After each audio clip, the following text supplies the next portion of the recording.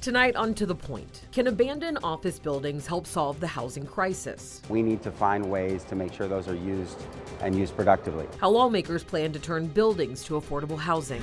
A family grieving the loss of a high school senior shot and killed at a house party. The ongoing search for those involved. Plus, preparing for wildfire season. The steps you can take to harden your home. And Trump on trial. A judge threatening to jail Trump after violating a gag order for the 10th time. Good evening. Thank you so much for starting your week with us here on To The Point. I'm Alex Bell.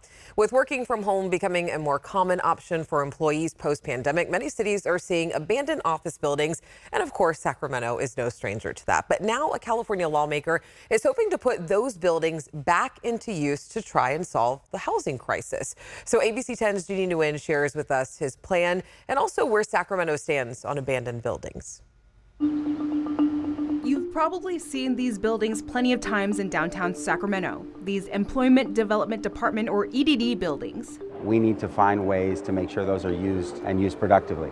To do that, Assembly Member Matt Haney introduced Assembly Bill 3068. But what this bill will do is it will give a by right approval so that you get rid of all of this red tape, all of these bureaucratic hurdles. Just say, if you want to convert this office space into housing, you can do it, and we're not going to allow all of these different roadblocks to be in your way. Last August, lawmakers and state officials announced the EDD building on Capitol Mall would be converted into affordable housing units. The state also identified the solar building on N Street. This is not our first state property to be leveraged for housing, and it would certainly not be the last. Haney says the pandemic played a major role in many state as well as private buildings staying vacant. A lot of people used to go into the office every day. Now they're working entirely from home or partially from home. That's going to continue to be the case. With the housing crisis continuing in major cities, Haney's bill also applies to privately owned buildings. In Sacramento, many buildings are considered historic, and that's why the California Preservation Foundation says there needs to be proper protections in place. We're trying to protect the integrity of the building, make sure that its character features are preserved.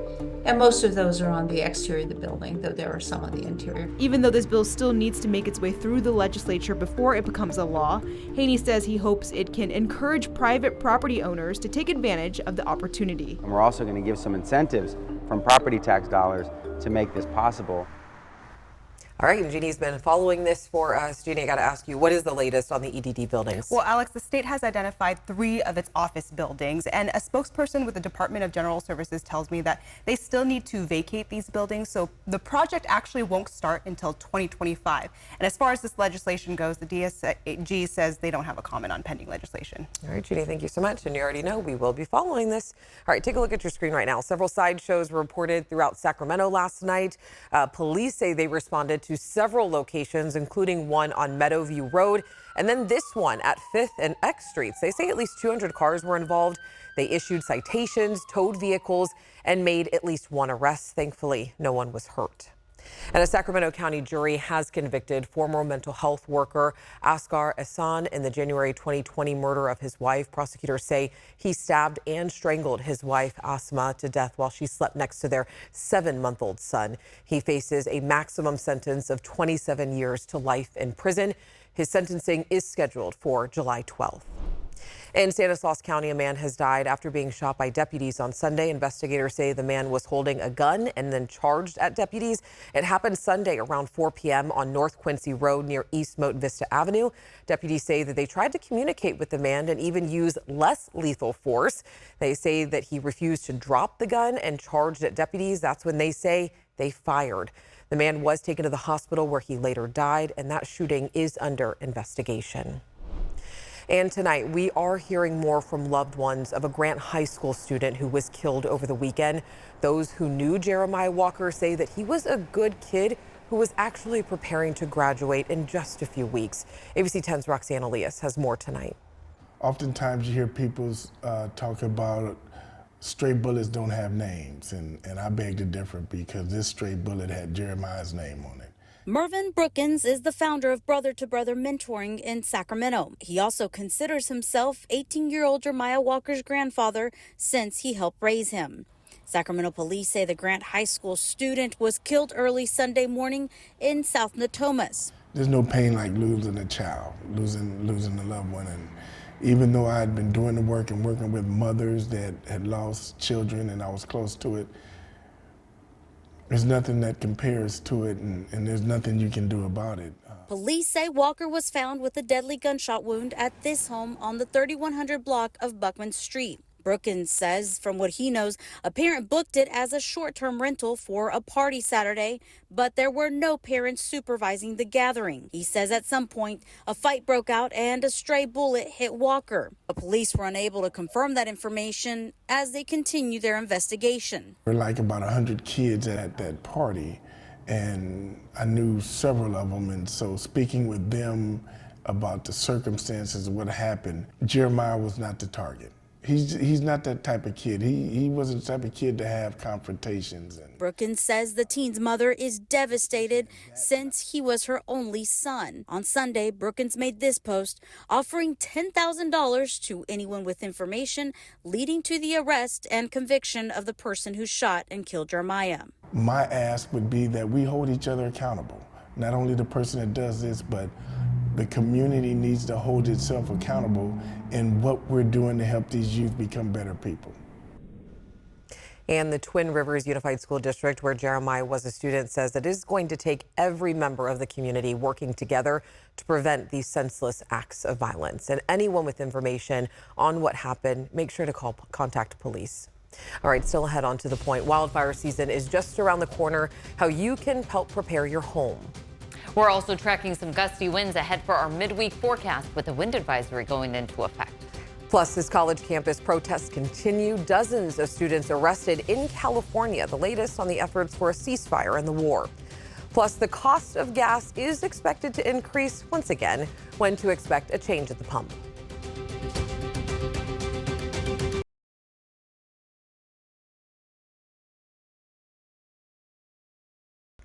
California wildfire season is just around the corner, and now is the time to prepare. So a simulation put on by CAL FIRE and wildfire preparedness experts shows the importance of creating what's called a defensible space around your home. Now you can see the home on the left becomes engulfed in flames while the structure on the right doesn't catch fire. And the difference, well, the left has mulch, wood sidings, and wood fencing, which of course fuels the embers, while the home on the right has a 5-foot space of non-combustible materials like pavers to keep the home from catching on fire. You can still have landscaping, but you want that 5 feet away so that when an ember lands close to your house, it can just fizzle out. Now, there are some important steps that you can take to protect your home, like replacing wooden fencing with metal within 5 feet of your home. And of course, make sure you're clearing the debris from your gutters and your roof. And of course, maintain your yard trimming and branches by removing dead vegetation. Very important. A lot of work. Yes.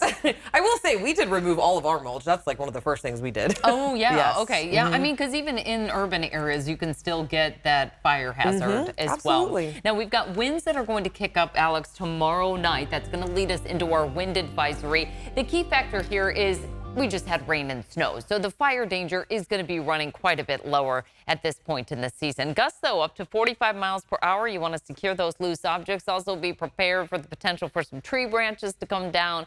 Might even see some localized power outages. That wind advisory stays in place through Thursday morning. Winds right now at 5 to 20 miles per hour. They are coming in from the southwest, a pretty typical direction for us. And that's ushering in a nice cool breeze for tonight, with readings still holding near 70 in the valley, 60s along the coast. We've got 60s for the foothills and near 50 up top for the Sierra. Hourly forecast this evening will hold in the 60s through 8 p.m. Then we'll drop into the 50s by the time we get to 10 p.m. with that forecast low still at 48. It's a crisp start to our Tuesday. Weather system to the north of us here is finally going to drop its way into the Great Basin. Behind it, we've got that big building ridge of high pressure. So in opposition, what we'll find is the difference of these two air masses that are going to create the windy conditions. We've got that high pressure ridge, though, that'll bring sinking, warming air. And we're going to be seeing some pretty warm conditions by the end of the work week. In the meantime, those gusts ramping up tomorrow evening to about 20 to 35 miles per hour. They'll start to back off into our Thursday, but we're going to hang on to these all day on Wednesday. And that's what's going to keep us with those pretty fierce winds for our midweek forecast. Getting to those temperatures, highs in the 50s tomorrow for the Sierra with 60s down low for the foothills. We're in the 60s along the coast with 70s as we head our way inland. Still a little bit cool for this time of year. We're going to quickly turn things around, though, because you can see how those temperatures are going to be warming throughout the region. We're back near 90 by Friday through Mother's Day weekend. Next, on To the Point, Trump back in court today, a judge threatening him with jail time for violating a gag order once again. Plus, changes are coming to how much you pay for gas, the tax increase you need to know about. And then a little bit later in the show, a medical breakthrough, the drug found by scientists that could help treat insulin-resistant disorders.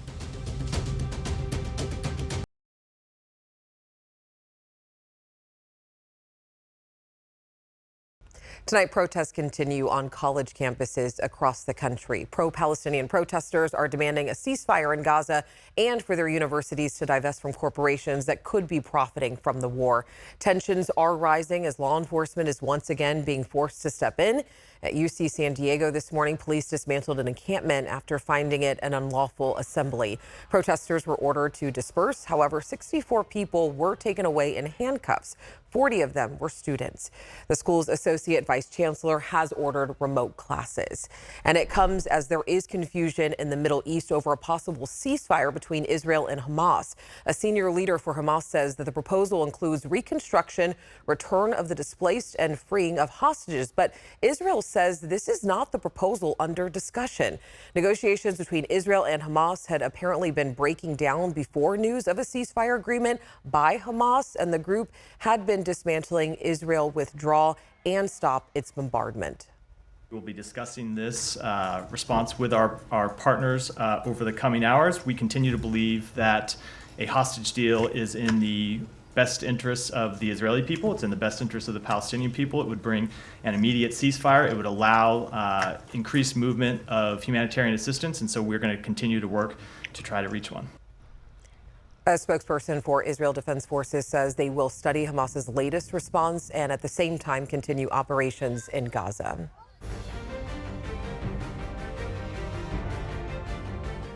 And now to the latest in the historic hush money trial of former President Donald Trump. Testimony today turning to accounting records, but not before the judge found Trump in contempt of court again.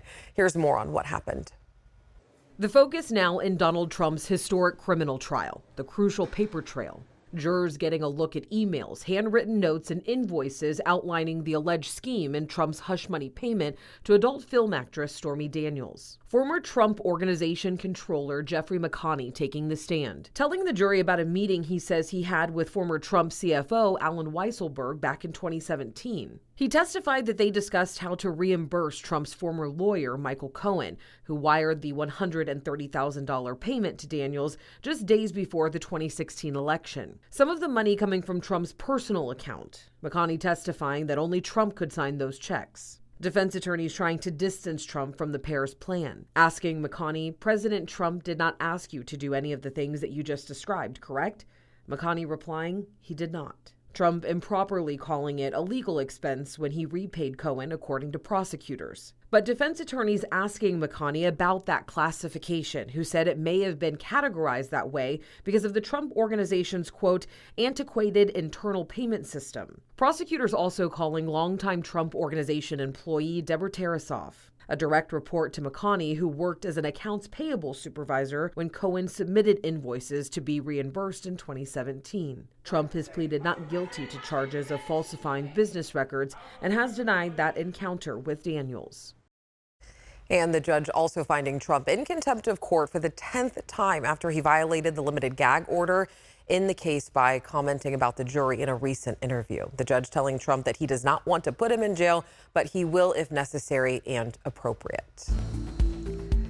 And now to your price points. Expect to pay more for gas come July 1st. California's excise tax on gasoline will increase from 57.9 cents per gallon to 59.6 cents per gallon. And the excise tax on diesel will also increase to 45.4 cents per gallon. And according to caltax.org, in addition to the excise tax, California drivers also pay a federal fuel tax of 18.4 cents per gallon and state costs for the low carbon fuel standard, the cap and trade program, state and local sales tax, and the underground storage fee. All totaled, for gas priced around $5 per gallon, taxpayers pay around $1.22 per gallon in state and federal taxes. And that's not the only thing that influences gas prices. Here in California, prices change.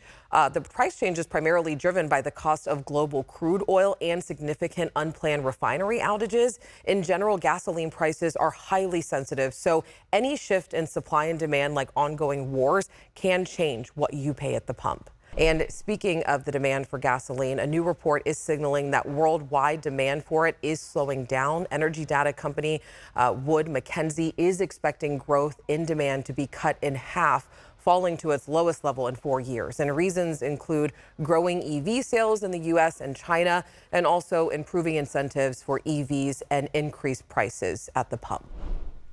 And there's a new breakthrough in treating insulin-resistant disorder. Scientists at UC San Diego have resurrected an old drug used to treat type 2 diabetes without the unwanted side effects.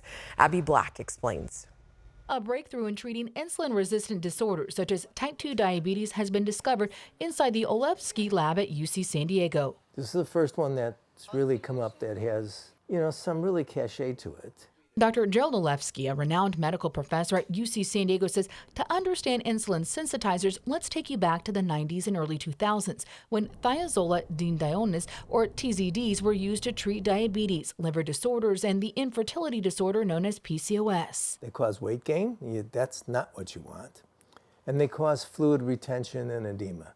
You don't want that either. So because of these side effects, they have gone quite a bit out of favor. The FDA took many TZDs off the market, and drugs like Metformin replaced medicines to treat diabetes. But Olevsky and his team did not forget about the older drugs. If you go back to when they were discovered, we never really understood how they work. This was important to look at. The CDC reports 40% of adult Americans are obese, and most of them are diabetic. And this was like, okay, I think we found something. Using a complicated scientific method, Olevsky and his team of researchers were able to isolate the positive and negative effects from a popular TZD drug. The exosomes don't have those side effects.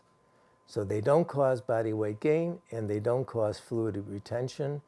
And those are the two main reasons why the other drugs are not being used. So we can avoid at least those side effects and still retain all the beneficial effects, the metabolic beneficial effects. Their study was recently published in Nature Metabolism. It's early days, it's preclinical studies, when it gets into humans.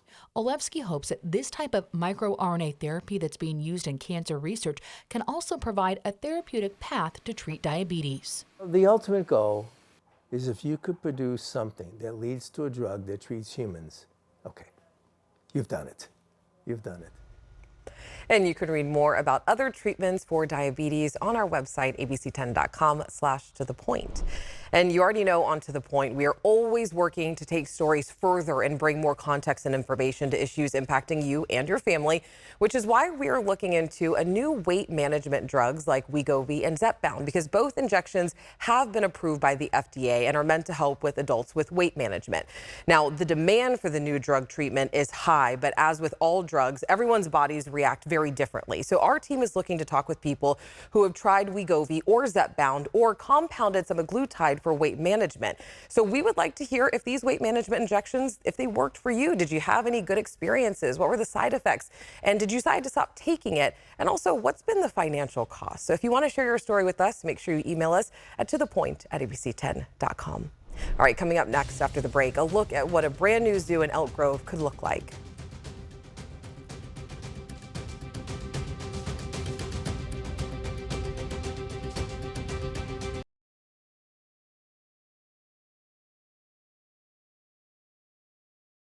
All right, tonight we're learning more about what the Elk Grove Zoo could look like. This is a project that has been in the works since 2021. Today, representatives of the Sacramento Zoo and the city of Elk Grove shared the latest on the project and showed off the new zoo design and how it would differ from the current site in Land Park. They say the focus of the new zoo is conservation, education, and recreation. We host over 500,000 visitors a year. We know we can host over 1 million visitors if we had a site that had adequate parking. But more space isn't just about people. It's not just about having the right business model to support your mission. It's about taking care of these animals. The first phase of the new zoo would relocate these giraffes into a habitat that's over 10 times the size of this yard they have now. The project will go before the Elk Grove City Council for a final vote this Wednesday, May 8th, to determine whether it will advance to the construction phase. Very exciting. All right, thank you so much for watching, and of course for inviting us into your home. We love telling your stories and we love getting to meet you. So if you have something you think we should be looking into, make sure to reach out to me and the team. And as always, have a great night, and I'll see you later.